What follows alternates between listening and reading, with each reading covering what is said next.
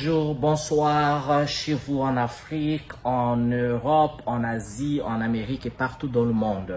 Moi c'est Bibene, je viens aujourd'hui pour une autre vidéo sur cette chaîne pour parler d'un événement très malheureux qui vient de se passer au niveau du Canada et qui vient de toucher donc la diaspora africaine. Il s'agit donc d'une histoire très triste d'une jeune fille répondant au nom d'Alexandra. En fait, c'est une jeune fille congolaise âgée de 21 ans qui avait donc migré au Canada pour ses études. Alors, pourquoi je fais cette vidéo? Parce que dans les réseaux sociaux, notamment sur TikTok, j'étais tombé sur une vidéo, et d'ailleurs, on me l'avait aussi partagée, d'une maman congolaise qui se lamentait de ne pas avoir des nouvelles de sa fille pendant, je pense, 2 jours. Et elle était donc très proactive parce que c'est une maman qui était en communication constante avec sa fille. Vous savez, hein, le Congo, l'Afrique avec le Canada, donc l'Amérique du Nord, il y a une distance très considérable. Donc, c'est 2 continents différents.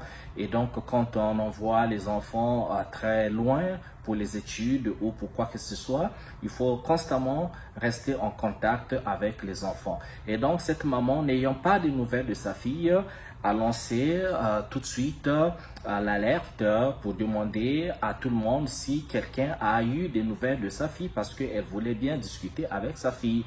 Et donc, l'alerte a été lancée. Elle était déjà en panique, en fait, de ne pas voir les nouvelles de sa fille. Et la vidéo a circulé dans les réseaux sociaux et tout le monde a été alerté et les gens ont partagé la vidéo. Et malheureusement, la nouvelle vient de tomber. La fille a été retrouvée, mais sans vie.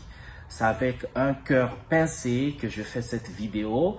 Parce que retrouver cette fille sans vie dans un lac, donc dans un cours d'eau sans vie, alors ça fait très très mal.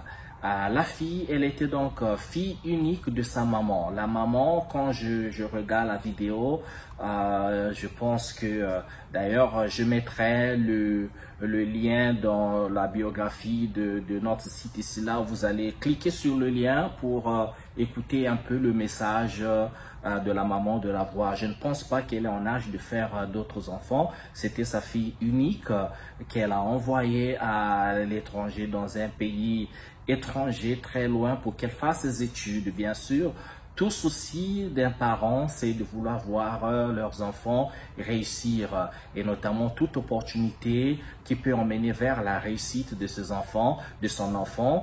Eh bien, le parent va toujours encourager son enfant de le faire. Et les études sont souvent le moyen bien encouragé par les parents pour permettre à leurs enfants d'atteindre la réussite dans la vie. Donc, étudier, c'est très important.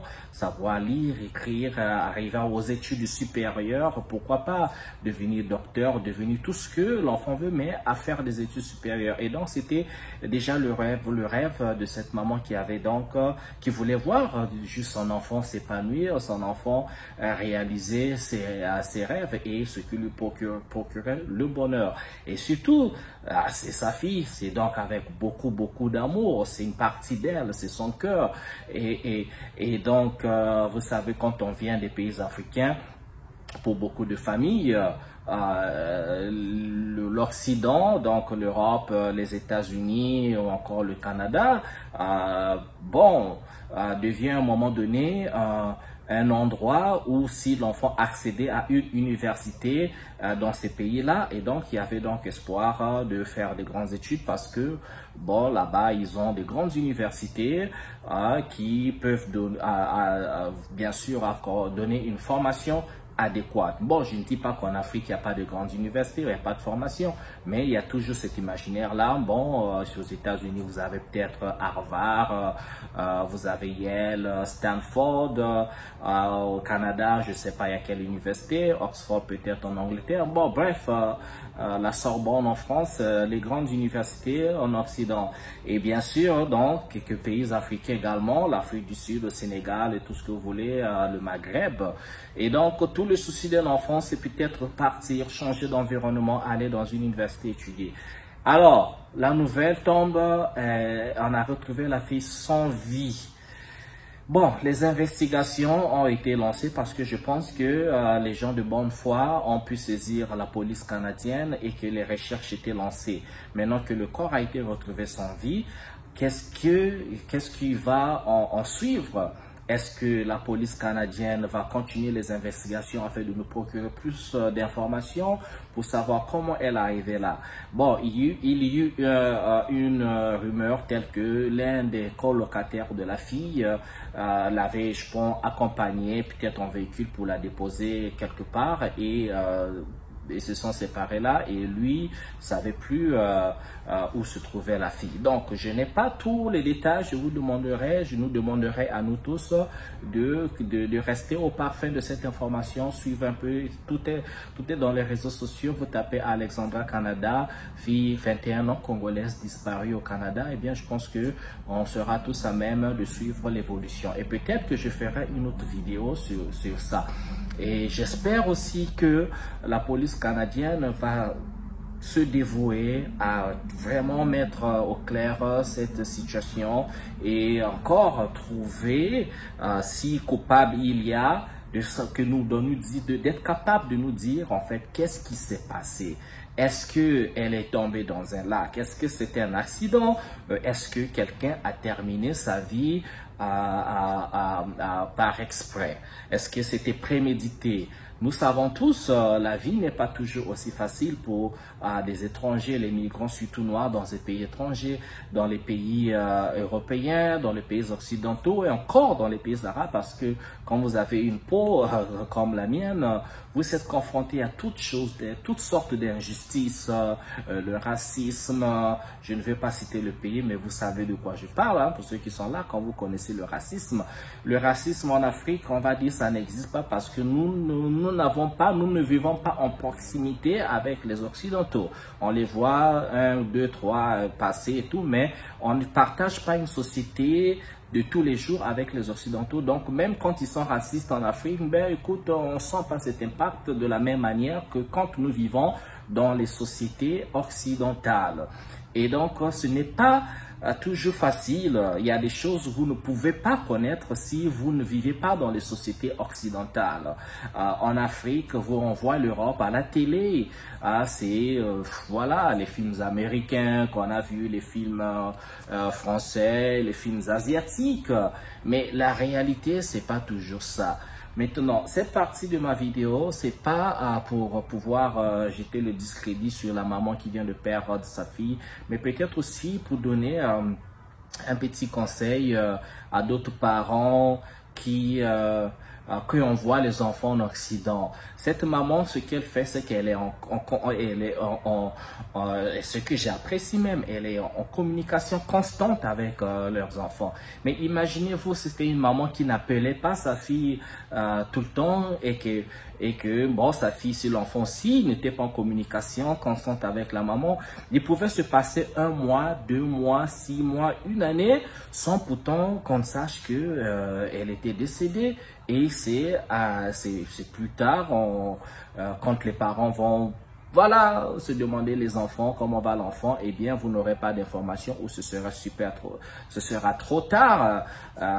Et donc, la proximité avec les enfants, connaître aussi, être toujours curieux de savoir le pays où va l'enfant, c'est quel pays, l'enfant vit dans quelle ville, l'adresse de l'enfant vit dans quel environnement, quels sont les amis de l'enfant et les enfants également, qu'on fasse les efforts, faire les efforts de donner les détails aux parents. C'est très très important parce que dans ces pays, c'est d'autres réalités. Des choses arrivent, c'est des pays où vous allez être confronté à des chocs culturels. Il y a des problèmes qui existent en Occident, ne sont pas les problèmes de l'Afrique. Problèmes de dépression, problèmes de solitude, problèmes d'isolement, problèmes de stress, problèmes de racisme, de toutes les difficultés. Et si vous n'avez pas un soutien moral, soit vous allez tomber dans l'alcool, vous tombez dans la drogue, parce que dans le monde occidental, eh bien, la drogue est disponible. La drogue, il y en a partout, c'est accessible, c'est pas comme dans nos sociétés africaines où, voilà, il y a des cas isolés de drogue, les gens fument, mais c'est pas comme ici. Ils ont toutes sortes de drogues. Ici, c'est perfectionné. Ici, c'est tout un business. Les jeunes au lycée peuvent facilement avoir accès à la drogue. Facilement, vous pouvez être influencé, surtout encore aujourd'hui, avec cette vague, les réseaux sociaux, la mode, tout le monde veut être beau, belle et tout ça, ce qui n'est pas mauvais. Bon, vous pouvez facilement détester votre corps, vous allez tomber dans peut-être la chirurgie esthétique. Les enfants peuvent être facilement influençables s'il n'y a pas un guide. Je sais que quand on est jeune, parfois on ne veut pas écouter les parents, mais un âge donné, écouter les parents parce qu'en fait, les parents au fond n'ont que le souci de votre bien. C'est pour votre bien-être que les parents parlent et tout ça. Et aussi, je répète, cette vidéo, c'est pas pour jeter le discrédit, pour dire, j'en profite juste aussi de passer le conseil parce que moi, je me retrouve en cette famille. Moi, je sais que je vis dans les sociétés occidentales. J'ai visité plein de sociétés en Europe, en Asie, en Amérique, un peu partout. Je suis allé, je connais les réalités de ces sociétés. Je sais aussi que si je raconte les histoires de certaines réalités qu'on vit ici ou qui existent dans le monde occidental, il est très difficile pour les gens en Afrique de comprendre parce que, eh bien, ce monde-là, vous l'avez vu qu'à la télé, ne sachant pas que les gens que vous voyez à la télé là, c'est pas le monde réel. Quand on fait un film, il y a ce qu'on appelle une audition. On sélecte les gens, on sélecte les acteurs, les actrices. On choisit les gens qui ont telle forme, qui ont tel teint, on fait beaucoup de maquillage, tel que vous les voyez à la télé. Si vous les voyez en personne, c'est pas ça, c'est pas toujours la même personne. Et aussi, les maisons que vous voyez souvent là, Hollywood, Beverly Hills, eh bien, je vous dis, la population moyenne, le commun des mortels ne vit pas dans ces maisons, ces villas-là, non, non, non. Il existe une réalité ici telle que il y a des rats dans les maisons des gens, il y a des souris, il y a des cafards, il y a des insectes, des fourmis, il y a plein de causes. C'est pas toujours beau à l'intérieur, même si de l'extérieur ça peut briller. Les gratte-ciel que vous voyez, c'est des bureaux, c'est des sociétés, des compagnies. La plupart du temps, c'est vide. Les gens n'habitent pas dedans parce que les gens n'ont pas les moyens pour, voilà quoi, louer dans une maison en plein Paris, New York et autres qui coûte 5 000, 10 000 $ le mois parce que la majorité des gens n'ont pas un salaire qui peut leur permettre de vivre cette vie. Donc, c'est un peu ça. Et donc, pour revenir encore dans le sujet, c'est pas un monde qui est facile du tout. Les gens peuvent tomber dans la dépression et encore checker, il faut toujours checker sur les enfants, vous vérifier, il faut demander aux enfants, est-ce que mon fils, ma fille, est-ce que tu vas bien? Même quand il dit oui papa, maman ça va, mais il faut vraiment demander non. Je dis mon fils, ma fille, est-ce que tu vas bien? Dis-moi quelles sont tes difficultés. Je veux connaître tes difficultés parce qu'il y a beaucoup de gens quand ils arrivent aussi dans le monde occidental par rapport à ce qu'ils ont vu à la télé, ils veulent pas partager leurs difficultés. Ils veulent toujours monter, oui, maman, moi j'ai acheté mes baskets, j'ai une belle chemise, je suis bien habillé, parce qu'il faut dire, bon, cette vie qu'ils ont vue à la télé, ils vont pas montrer aux gens qu'ils souffrent, par exemple. Il faut miroiter une vie qui n'existe pas. Donc, il faut toujours montrer le côté positif. Mais quand au fond du cœur, on sait qu'on vit dans la dépression, on vit dans la galère, on vit dans... Non, parfois, il faut juste dire, papa, maman, ça marche pas. Papa, maman, écoutez, ici, je pense que peut-être que je devais rentrer. Peut-être que je vais voir autre chose. La réussite, c'est pas toujours les grandes écoles, avoir les diplômes, le doctorat ou le master. Non, non, non, on peut réussir partout. De toute façon, les gens qui ont des grandes entreprises, hein, je vous assure, hein, pour lesquels les gens qui ont des doctorats travaillent, c'est des gens souvent qui n'ont pas de diplôme. Hein. Ils ont peut-être une licence ou à peine ils savent lire et écrire, mais ils n'ont pas des doctorats et autres. Mais ce sont des gens qui ont des doctorats qui travaillent pour eux. Donc, apprendre l'entrepreneuriat, apprendre d'autres alternatives de vie, autre chose, travail manuel aussi, c'est quelque chose. Et donc, voilà. Mais, comme dire que, pour revenir toujours, papa, maman, checkez sur vos enfants, vérifiez la santé des enfants, mais vraiment, prenez le nouvel avec amour, pas avec un temps de réprimande. Voilà, on vient de perdre encore une compatriote, une africaine ici. Son cas n'est pas un cas isolé ou un cas rare. Malheureusement, ça arrive tout le temps. Ça arrive tout le temps. Quand on envoie aux enfants en Occident, surtout jeunes, il faut faire encore très attention. Quand les enfants n'ont pas eu le temps de s'imbiber de la culture africaine, de rester en connexion avec l'Afrique, les parents, cette vie communautaire, l'enfant peut facilement s'égarer. Vous arrivez ici dans le monde occidental, les gens changent.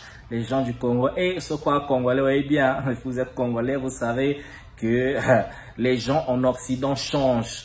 La personne qui était ton ami là, qui est en Afrique, quand vous arrivez en Occident, vous serez surpris. Les gens changent. C'est pas toujours facile de trouver des personnes qui ont un bon cœur. Alors, quelqu'un peut vous loger chez lui une semaine, la deuxième semaine, qu'il fasse froid ou chaud, il faut déguerpir. Vous pouvez facilement vous retrouver dans la rue. Et donc, voilà, je vais m'arrêter pour cette vidéo. Je vous demande d'envoyer les prières. Si vous avez des parents en Occident, des enfants, appelez-les, demandez-leur comment ils vont. Aider, parfois, il faut les aider. Il ne faut pas penser que les enfants viennent ici dans le monde occidental juste pour travailler ou devenir vos esclaves. Non, c'est pas seulement ils doivent travailler, faire de l'argent ou renvoyer de l'argent chez vous. Non.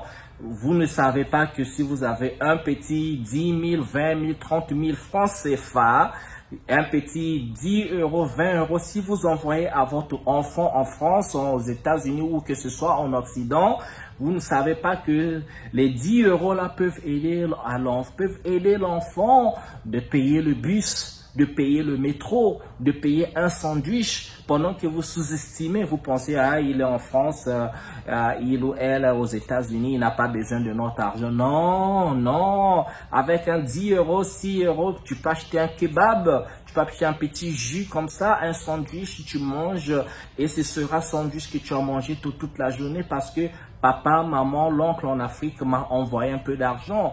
Western Union n'est pas Western Union, MoneyGram et tout ce que vous voulez là. Les applications TapTapSend, Remitly, Word Remitly, SendWave que nous utilisons ici là pour envoyer l'argent en Afrique. Mais ça existe pour tout le monde. Si vous pouvez utiliser Western Union en Afrique, vous pouvez utiliser MoneyGram en Afrique pour envoyer de l'argent aux gens qui sont en Occident. C'est possible. Ne pensez pas toujours que là-bas, ici, c'est pas le paradis ici, les gars. Oui, il y a peut-être certaines opportunités qui existent, qui n'existent pas dans certains pays africains, mais c'est loin d'être le paradis.